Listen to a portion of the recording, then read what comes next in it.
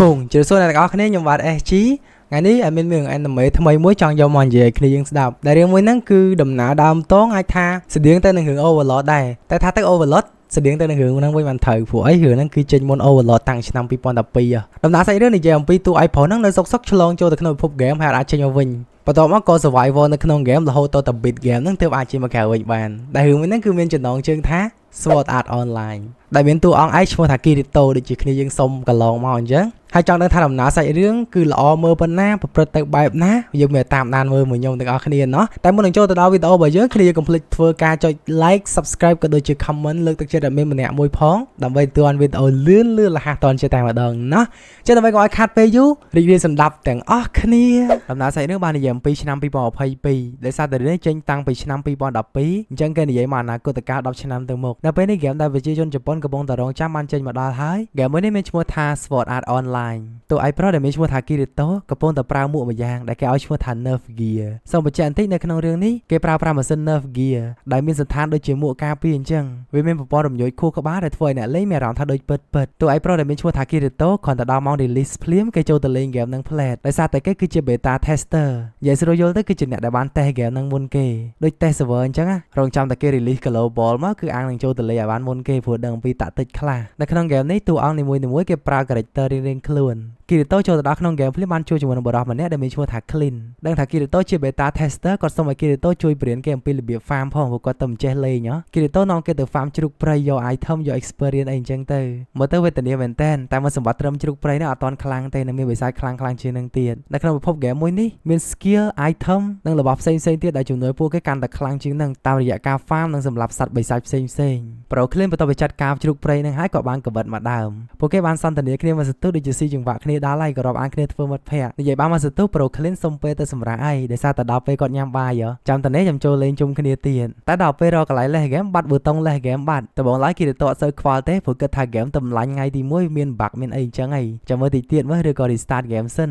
แต่ถ้าตั้งเหียงไพ่ได้นะโปรเคลื่อนก่อนนั่งมาในไออุปกรณ์เนิร์ฟเกียร์แต่ผมแปะเลยคู่กับบ้านถอยพวกเกตเดือดลัวบางส่วนจะอัดดาววิจัยเต้พวกเกตหนึ่งจบนักขนมพบแกมนั่งมองการสั่นตอนนี้บ้านมาสตูกระดังกับบ้านโรล่างให้เพลย์แต่งอ้อเธอไปจมคืนนี้ในกระดาษตีกรองไปเดี๋ยวเพลย์มาชมคืนนี้แต่งอ้อไม่เมียนแต่กิจโต้แต่บักเขาเบอร์ตองล็อกเอาเคยเต้แต่แนบเซนเตียก็มีเบอร์ตองนั่งได้มาสตูกร้อยเมย์กับปลายตัวจีกระหอมโดยจีซิสเต็มเกมแอร์เรนจังบรอเมทอมมันเนี่ยกับบ้านบางฮันขึ้นล้วนขนมสันทานโดยจีเย่ก่อนมันนี้เป็นชัวร์ทาคายาบ้านอากิฮิโตแต่อ่างทากอนนั่นคือจีครีเอเตอร์ในเกมในแต่งมูลแต่ก็บ้านในใหญ่ท่าเบอร์ตองเกมนั่งเหมือนบัตเต้แต่ก็โดดเจนใจมาดองดำเบย์เกมกันแต่สบายเชียงบนเตี้ยดำเบย์เพลย์แต่งอ้อเล่ยจับมาร้อยจวนในขนมเกมนั่งเกมเวียนตามจวนในมวยอ่ะจังแต่พวกเคลียร์ใบไซด์ในขนมมาจวนอ้อแต่พวกไอ้ใบจับเกมนี้บ้านไม่ในท่าเตยสลับใบไซด์จับปีจวนตีมวยแล้วเอาจวนตีมาร้อยแต่อาจริงปีเกมแต่การชีวิตเปิดบ้านมันแต่ปนนกก็บ้านประกอบชิปมวยในขนมเนิร์ฟเกียร์ได้เปอร์เซ็นต์จะเพลย์เยอะสลับในขนมเกมนี่คือหนึ่งเตยสลับขนมชีวิตเปิดผัวชิปนั่งดดกำลอยคู่กับบ้านบอกเกสลับแต่งชีวิตเปิดแต่งขนมเกมให้ก็มีเพลย์เยอะไปให้จีปีรอยนี่ไอ้มนนั่งเหมือนเตะเวทนาแต่ไว้มอบงอขลุ่นไอ้งอบแต่งชีวิตเปิดแต่มาดอ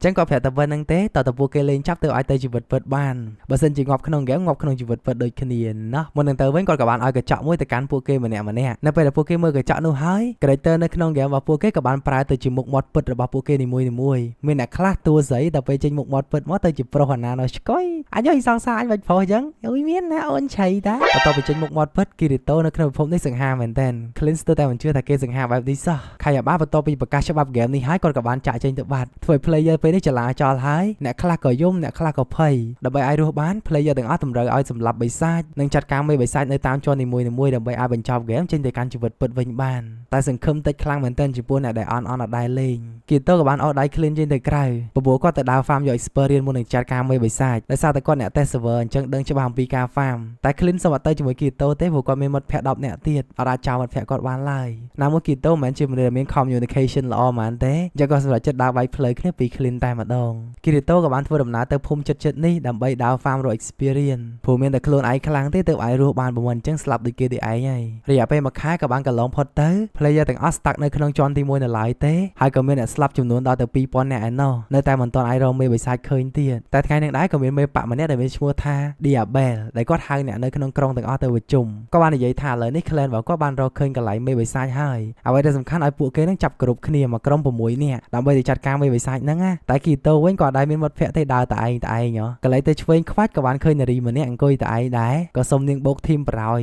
អាចចាយម្នាក់ហ្នឹងមានឈ្មោះថាអាស៊ូណាអត់សូវចេះនិយាយច្រើនទេក៏ព្រមបុកធីមមួយគីរីតូទៅចំពោះក្រុមដែល Diabel បង្កើតឡើងដើម្បីទៅកម្ចាត់មេបិសាចនេះគេឲ្យឈ្មោះថា Front Line មុនពេលដែលធ្វើដំណើរទៅរកមេបិសាចគីរីតូក៏មានពេលវេលានិយាយលេងជាមួយអាស៊ូណាមួយយប់ផងដែរគេសួរអាស៊ូណាថាហេតុអីបានជានាងជាមនុស្សស្រីតែចង់ទៅសម្លាប់មេបិសាចឲ្យខ្លាចស្លាប់ទេមែនទេជ្រើអាស៊ូណាតាំងដើមមកនាងសុកចិត្តស្លាប់ដោយសារតែចូលទៅរកបិសាចក៏មិននៅមកកន្លែងឲ្យបិសាចមកសម្លាប់ដែរបន្ទាប់ពីយប់នឹងមកពួកគេក៏បានធ្វើដំណើរជាមួយនឹងក្រុមរបស់ Diabel ទៅកាន់លអាងរបស់មេបិសាចជាន់ទី1បើកទ្វារមកខ្វាក់គ្មានតែមេបិសាចនោះលោតមកបរយប៉ង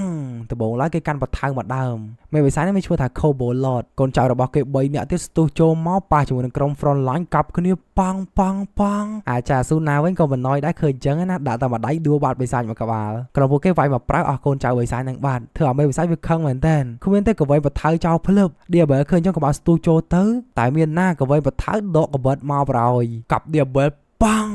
ដែលធ្វើឲ្យ Diabel ពេលហ្នឹងត្រូវរបួសធ្ងន់ខ្លាំងមែនតើគីតូក៏បានយកថ្នាំមួយទៅឲ្យគេផឹកតែ Diabel ក៏បានបដិសេធផឹកថ្នាំមួយនោះដោយសារតែវាថ្លៃពេកទុកឲ្យអ្នកផ្សេងដែលមានប្រយោជន៍ទៅកន្លែងនេះយើងក៏បានដឹងផងដែរថា Diabel ហ្នឹងក៏ជាអ្នក test server ដូចជាគីតូដែរគាត់ដឹងហើយថាមានរឿងអ្វីកើតឡើងតែគាត់លះបង់ដើម្បីអ្នកទាំងអស់គ្នារស់បើសិនជាអាចគីតូសម្រាប់មេហ្នឹងទៅដើម្បីការពារអ្នកទាំងអស់គ្នា Diabel ក៏បានរលាយពេលហ្នឹងទៅគ្មានទេគីតូជាមួយនឹងអាស៊ូណាក៏បានស្ទុះចូលទៅ switch flow គ្នាកាប់ប៉ងប៉ងប៉ងតែមេបិសាចនេះវាគ្រាន់បើដែរកាប់វាទៅគ្មានទេវាលាក់មកវិញបដ ாய் មកដើមម៉ងតែប៊ីនឹងទៅទៅហើយហ្នឹងសំណាងល្អប្រូក្បាលតងោម្នាក់នេះដែលមានឈ្មោះថា Agil បានចូលមកជួយពួកគេតាន់ស្របពេលដែល player ផ្សេងនេះកំពុងតែអណយគីតូមានឱកាសហត់ទៅកាប់មកជុំខ្វាច់ដាច់ពោះខ្ទេចគេក៏បានចាត់ការមេបិសាចនោះពេលហ្នឹងទៅធ្វើឲ្យអ្នកទាំងអស់គ្នាសប្បាយចិត្តមែនតើហើយធម្មតាគីតូទទួលបានគឺមានឈ្មោះថា Code of Midnight ឲ្យក្រៅពាក់ឲ្យគ្នាយើងក៏ប៉ុន្តែអត់តន់ចប់ត្រឹមនេះទេកូនក្ររបស់ Pro Diabel អត់សុខចិត្តឡើយហើយឯងមិនជាគីតូដឹងហើយថាបិសាចនឹងខ្លាំងតែបែរជាបដ ாய் Diabel ចូលទៅម្នាក់ឯងស្លាប់ដែលមានន័យថាគេលាក់សមត្ថភាពគេគឺជាអ្នក test server ដឹងថាបិសាចនឹងខ្លាំងប៉ុណ្ណាតែនៅតែឲ្យ Pro Diabel ចូលទៅទៀតចំពោះគី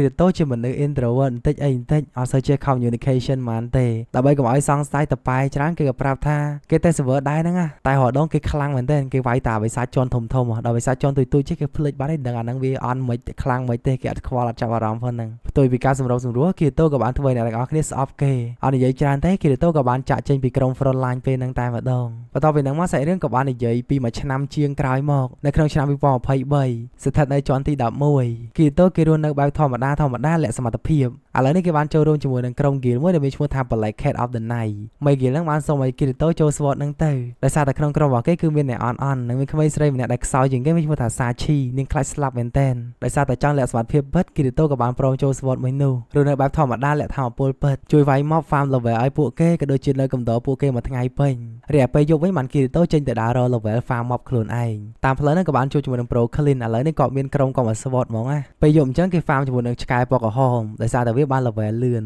ជួបគ្នាបានផ្លេតគីតូបន្តដំណើរទៅមុខទៀតក៏លុតសារមួយ alert ថា Sachi បាត់ពីក្រុមហើយឲ្យទៅរកនាងផងគីតូដើររក Sachi ពេញមួយក្រុងនៅពេលដែលឃើញនាង Sachi ក៏បាននិយាយពីអារម្មណ៍ពិតនាងពិបាកចិត្តមែនតើនាងខ្លាចស្លាប់ណាស់មិនដឹងថាថ្ងៃណានាងស្លាប់ទេរាយសមត្ថភាពវិញក៏អត់មានទៀតមិនចង់ឲ្យគេការពារនិងពិបាកដោយសារនាងឡើយតែគីតូក៏បានលួងលោមនាងហើយធានាថាគេនឹងការពារនាងដរាបណាគេនៅមានជីវិតនាងមិនអាចស្លាប់បានទេរយៈពេលមួយខែក៏បានកន្លងផុតទៅឥឡូវនេះ Leader SWOT គាត់ក៏បានដើរ farm រកគ្រប់លុយល្មមទិញផ្ទះថ្មីមួយទុកឲ្យពួកគេនៅយំគ្នាដាក់ clan របស់គាត់ស្របពេលដែល Leader ពួកគេទៅទិញផ្ទះពួកគេក៏ឆ្លៀតទៅដើរ farm បន្តិចកន្លែង farm មួយនេះស្ថិតនៅក្នុងជាន់ទី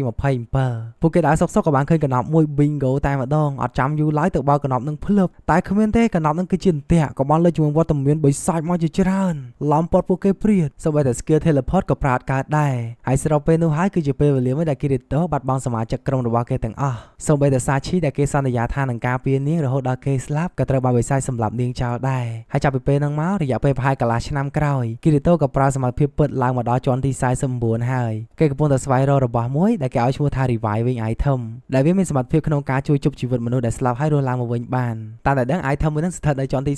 35ដែលគេត្រូវតែចាត់ការជាមួយនឹងបុរសម្នាក់ដែលមានឈ្មោះថា Nicholas ជាតា Santa Claus អ្នកគ្នាតានៅអែលអត់ចាំយូរទេគីតូចូលទៅក្នុងព្រៃដើម្បីរកតានៅអែលតែចំពោះ item ជប់ជីវិតនេះណាគេក៏ចង់បានដែរគីតូក៏ត្រូវបានក្រុមមួយឡោមព័ទ្ធតែក្រុមរបស់ Pro Clean បានចេញមកការពារគីតូ Kirito រហូតដល់តែគេយកឈ្នះទៅលើ Santa Claus មួយនោះក៏ប៉ុន្តែរឿងដែលហួសចិត្តដែលមិនសមនឹងការលះបង់របស់ Kirito នោះគឺថា item ជប់ជីវិតហ្នឹងគឺមានរយៈពេលតែ10វិនាទីតែប៉ុណ្ណោះបន្ទាប់ពីមនុស្សម្នាក់ហ្នឹងស្លាប់ទើបអាចជប់ជីវិតបានកន្លែងនេះបើយើងគិតឲ្យ logic ទៅគឺវាស័ក្តិសមមែនអ្នកគ្នាដែលមុនហ្នឹងយ៉ាហាបាក៏បាននិយាយថាបើសិនជាពួកគេស្លាប់ម៉ាស៊ីន Nerf Gear នឹងដុតកម្លោចខួរក្បាលពួកគេចោលអញ្ចឹងបើសិនជាពួកគេត្រូវបានជប់ជីវិតក្នុងរយៈពេល10 second ហ្នឹងប្រកាសណាស់ថាអាចជួយបានតែបើសិនទុកយូរនឹងស្លាប់សមហេតុសមផលទួយកបានដោយសារតែអត់សមនឹងតម្លៃការលះបង់ Kirito ក៏បានបកគោល item មួយនោះទៅឲ្យ Clean ដែលជាមិត្តចាស់របស់គេហើយក៏បន្តដំណើរទៅមុខទៀត Pro Clean ប្រាប់ Kirito ថាកុំសេតអីឯងត្រូវតែរស់បន្តដោយសារ Clan របស់ Kirito នឹងស្លាប់អស់លីងអ្នកគ្នាតែពេលត្រឡប់មកដល់បន្ទប់វិញKirito ក៏បានរកឃើញរបស់មួយដែលសាឈីបានបន្សល់ឲ្យគេប្រអប់មួយហ្នឹងគឺជាប្រអប់សារដែលសាឈីសរសេរមុននាងស្លាប់ដែលនាងបាននិយាយថាបើសិនជាថ្ងៃណាមួយនាងស្លាប់វាមិនមែនជាកំហុសរបស់ Kirito ទេ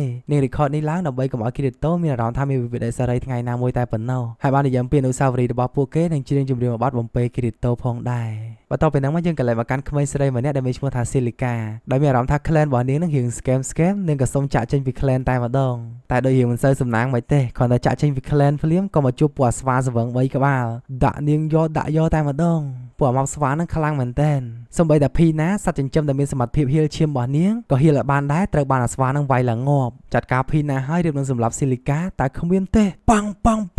មកប្រើ3ខ្ទេចអ្នកដែលមកជួយនាងនៅពេលនេះគឺជា Kirito មកសាហាវដល់កកាប់តែ3ដើមងាប់អស់តែស៊ីលីកានាងអត់សប្បាយចិត្តទេដោយសារតែភីណាសត្វចិញ្ចឹមរបស់នាងត្រូវបានស្លាប់ហើយចំពោះ Kirito ឥឡូវនេះគេមាន level ធំមែនតែនគេអាចមើលដឹងអំពីសមត្ថភាពរបស់មនុស្សម្នាក់បានសមត្ថភាពរបស់ស៊ីលីកានាងអាចថែមជាមួយនឹងពួក base យកមកចិញ្ចឹមបានណាគ្នាយើងហើយដោយសារតែភីណាសត្វចិញ្ចឹមរបស់ស៊ីលីកាវាស្លាប់ទៅបន្សល់ជាមួយនឹងរោមមួយអញ្ចឹងនៅតែអាចសង្គ្រោះជីវិតបានទេ Kirito ប្រាប់ថានៅក្នុងជាន់ទី47មានរបស់មួយដែលឲ្យឈ្មោះថា Heal of Memory បើសិនជាទៅបេះផ្កានៅក្នុងសួនមួយនោះគឺវានឹងអាចជួយជប់ជីវិតរបស់ភីណាត្រឡប់មកវិញបានជាមិនខានតែត្រូវធ្វើវាលឿនមុនរយៈពេល3ថ្ងៃបើផុត3ថ្ងៃសង្គ្រោះលែងបានហើយតែចំពោះស៊ីលីកាសមត្ថភាពរបស់នាងអត់ទាន់ដល់ទេ Kirito ក៏សម្រេចចិត្តថាជួយជូននាងឡើងទៅដល់ជាន់នោះដើម្បីយក item នឹងសង្គ្រោះជីវិតភីណាឲ្យបាន Kirito បាននាំស៊ីលីកាចូលមកក្នុងក្រុងតែចៃដន្យមែនតើស៊ីលីកាក៏បានជួប leader guild ចាស់របស់នាងអាចារ្យហ្នឹងនិយាយឌឺមែនតើអូយនឹកស្មានសោះថារស់ស្មានងាប់បាត់ហើយតែ Kirito អត់ខ្វល់ទេអូដៃស៊ីលីកាចេញក៏ឆ្លៀតបរៀននេះអំពីរបៀបមើលមនុស្សផងដែរថាមនុស្សល្អឬក៏អាក្រក់មុននឹងចូល guild របស់គេដោយ player ទាំងអស់គេមានត្បូងពណ៌បៃតងនៅលើក្បា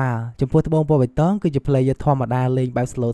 ចំណែកត្បូងពណ៌ទឹកក្រូចវិញ player ធ្លាប់បានប្រព្រឹត្តបទល្មើសឬក៏ធ្វើរឿងខុសអ្វីមួយយ៉ាងហើយបើសិនជាត្បូងពណ៌ក្រហមមានន័យថាម្នាក់ហ្នឹងធ្លាប់សម្លាប់មនុស្សមិនតែប៉ុណ្ណោះ Kirito ក៏បានប្រាប់ស៊ីលីកាអំពី map ដែលពួកគេត្រូវឡើងទៅជាន់ទី47ទៅរកអាសួន Heal of Memory ហ្នឹងគ្នាយើងតែថាពេលហ្នឹងដូចជាមានណាគេម្នាក់លួចស្ដាប់ពួកគេមិនទេ Kirito ចេញទៅក៏អត់ឃើញដែរបន្ទាប់ពីហ្នឹងមកថ្ងៃស្អែកក៏បានចូលមកដល់ឥឡូវនេះ Kirito បាននាំស៊ីលីកាមកដល់ជាន់ទី47ហើយបេសកកម្មរបស់ពួកគេទៅស្វែងរកសួន Heal of Memory តាមផ្លូវក៏បានជួបជាមួយនឹងបិសាចផ្សេងគ្នាតែមិនជាបញ្ហាសម្រាប់ពួកគេទេបន្ទាប់ពីដើរបានមកសន្ទុះពួកគេក៏បានទៅដល់កន្លែងផ្កាមួយនោះស៊ីលីកាក៏បានបេះផ្កានឹងយកមកកាន់ Kirito ប្រាប់ថាកុំទាន់ប្រើ revive ពេលនេះចាំដល់តែចាំ revive តែស្របពេលដែលពួកគេហៀបនឹងចេញមកវិញទៅហើយណា Kirito ក៏បានដឹងថាមានមនុស្សតាមដានពួកគេហើយម្នាក់ហ្នឹងអត់មានណាគេឆ្ងាយទេគឺជា Megi របស់ស៊ីលីកានឹងឯងនាងចេញមកដល់ភ្លាមគម្រាមឲ្យស៊ីលីកាបកគោលអាផ្កាមួយនឹងទៅឲ្យនាងបើសិនជាមិនចង់ស្លាប់ហើយតាមពិតទៅ Megi របស់ស៊ីលីកាហ្នឹងគឺជា player ដែលមានត្បូងពណ៌បៃតងនៅលើក្បាលគ្រាន់តែបោកភ្នែកអ្នកដទៃតែប៉ុណ្ណោះអាលវាថាបច្ចុកវស៊ីគេហើយយកទៅឲ្យគ្នារបស់នាងដែលមានត្បូងពណ៌ទឹកក្រូចនិងត្បូងពណ៌ក្រហម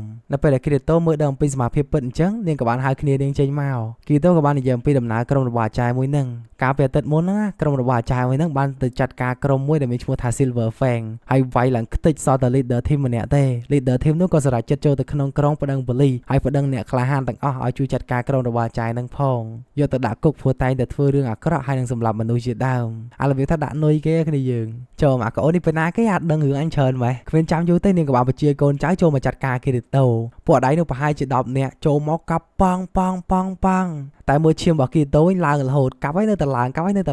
កាប់ឡើងហត់ Kirito ក៏បាននិយាយថាងល់វាយស្ទើខ្លាំងណាស់ដើម្បីពួកអដៃដែលកាប់ Kirito មុនហ្នឹងគ្នាវា10នាក់កាប់ស៊ីដើម្បីសរុប400រា Kirito វិញគេខំ farm ចង់ងាប់ build item tank គ្នាយើងបើនិយាយពីឡើងឈាមវិញរាល់រយៈពេល10វិនាទីគេឡើងឈាម600អញ្ចឹងពួកអដៃមិញកាប់10វិនាទីស៊ី400កាប់វិញងាប់ដែរគ្នាកាប់ឡើងហ្នឹង Kirito ប្រាប់ពួកហ្នឹងថាថ្ងៃអវសានពួកឯងចូលមកដល់ហើយគេនឹងចាប់ពួកហ្នឹងដាក់គុកទាំងអស់ដល់ពេលនេះ Kirito មានឈាមសរុប14000ហើយ level គេ level 7ជាងតែចៅសង្ឃហមនឹងប្រាប់ថា level ម៉ាន level ទៅនេះអត់ភឺសវល់ទេព្រោះនាងមានត្បូងពណ៌បៃតងបើសិន Kirito ហ៊ានទៅធ្វើអីផ្ដេសផ្ដាសគេនឹងជាប់ត្បូងពណ៌ទឹកក្រូចជាមិនខាន តែគ្មានទេភ្លឹបដល់កកបាត់គីតូក៏បានឃ្លាក្រុមអាចារ្យនឹងពេលហ្នឹងទៅបន្ទាប់ពីព្រឹត្តិការណ៍នឹងត្រូវបានបញ្ចប់គីតូត្រឡប់មកផ្ទះវិញជាមួយនឹងស៊ីលីកាហើយក៏ជួយជប់ជីវិតភីណាឲ្យត្រឡប់មកវិញផងដែរហើយហ្នឹងហើយសាច់រឿងរបស់យើងនៅក្នុងភាគទី1បានមកដល់ទីបញ្ចប់ត្រឹមហ្នឹងហើយគ្នាយើងមិនដែរមើលយល់អត់មានអារម្មណ៍ថាមានដូចរឿងនិយាយលឿនតិចខុសពីរាល់ដងតែធ្វើម៉េចទេសាច់រឿងនៅក្នុង4ភាគដំបូងនេះនិយាយពីថាពិបាកយល់ដល់ក៏ខ្ញុំមើលឡើង2ដងវាលេងលឿនពេកហើយកាត់មួយវគ្គទៅមួយវគ្គដូចជាអត់មានតំណែងគ្នាអីបន្តិចសោះតែព្យាយាមមើលទៅអ្នកគ្នាក៏តែភាគក្រោយៗនឹងតែល្អមើលហ្មងដោយសារតែភាគដំបូងអញ្ចឹងគេណែនាំអំពីតួអង្គឲ្យយើងស្គាល់សិនអញ្ចឹងណាចឹងគ្នាយើងស្គាល់តួអង្គនិងដំណើរដើមតងថាគេលេងពីអីសិនទៅក៏តែភាគក្រោយៗធានាហ្មងថាល្អមើលណោះមិនដែរអ្នកគ្នាពេញចិត្តភាគ1ហ្នឹងអត់បើសិនពេញចិត្តកុំភ្លេចធ្វើការចុច like subscribe និង comment បេះដូងអីលើកទឹកចិត្តឲ្យមានផងចាំមានធ្វើភាគទី2ឲ្យមើលបន្តទៀតណោះបើសិនពេញចិត្តណាហើយកុំភ្លេចដែរមុននឹងចប់ទៅអរគុណទៅកាន់គ្នាយើងដែលបាន support ឲ្យមានតាមរយៈ AVA មានពិតជាអរគុណខ្លាំងមែនតើហើយមានតែប៉ុណ្្នឹងទេពីចំណុចនេះខ្ញុំបាទ SG សូមអរគុណនិងសូមគោរពលាបាយបាយ